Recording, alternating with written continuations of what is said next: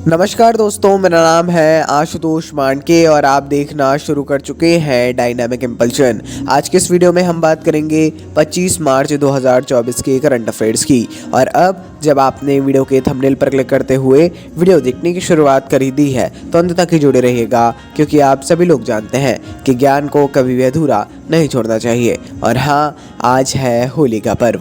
आप सभी को इसकी ढेर सारी शुभकामनाएं।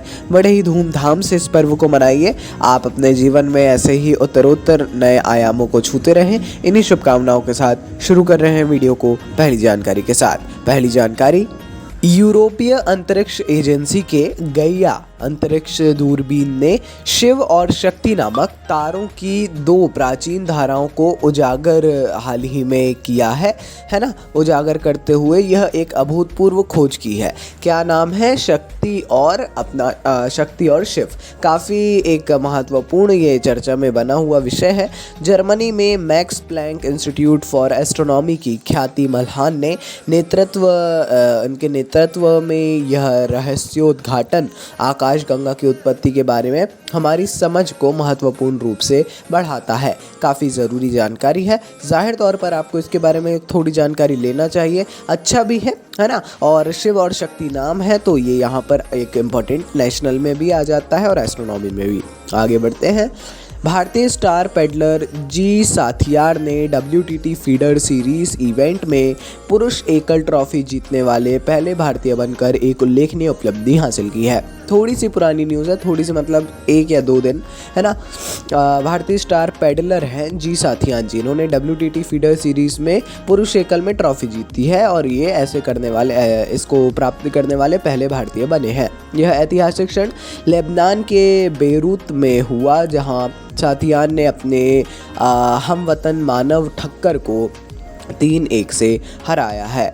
ज़रूरी जानकारी है, थोड़ा सा पढ़ना चाहिए। क्या है, अपन ना इन सारी चीज़ों को थोड़ा थोड़ा निगलेक्ट करते हैं और वो थोड़ा थोड़ा निगलेक्ट करने से आगे जा कर के वो एक इम्पॉर्टेंट रोल प्ले कर देता है और फिर कहीं ना कहीं हम नीचे आते हैं, है ना। आगे बढ़ते हैं।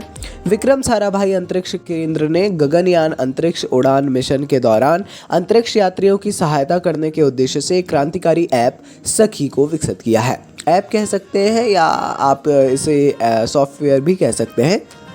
सखी या क्रू इंटरेक्शन के लिए अंतरिक्ष जनित सहायक और नॉलेज हब मिशन के विभिन्न महत्वपूर्ण पहलुओं में अपरिहार्य सहायता प्रदान करता है।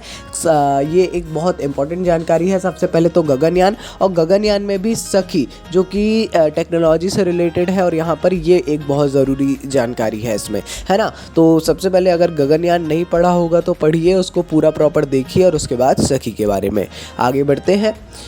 भारत में लोकसभा चुनाव नज़दीक आने के साथ मेटा ने एक AI आधारित नकली सामग्री के बढ़ते खतरे से निपटने के लिए अपनी रणनीति का खुलासा किया है, जो चुनावी प्रक्रिया को प्रभावित कर सकती है।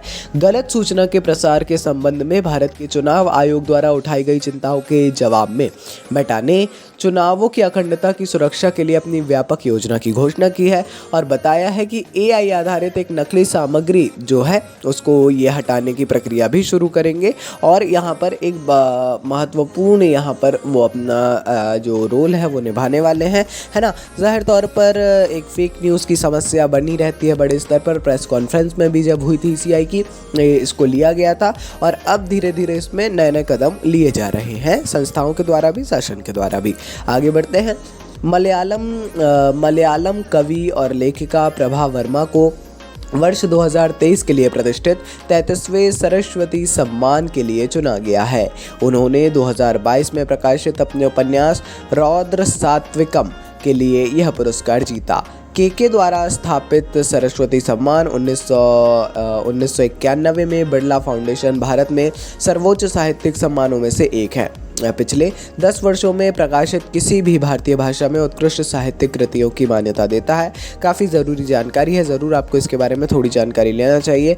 अगर कोई भी कन्फ्यूज़न हो आपको किसी भी टॉपिक से रिलेटेड, आप लोग कमेंट सेक्शन में कभी भी किसी भी वक्त पूछ सकते हैं, है ना। बाकी ये थी आज के इस वीडियो की अंतिम जानकारी।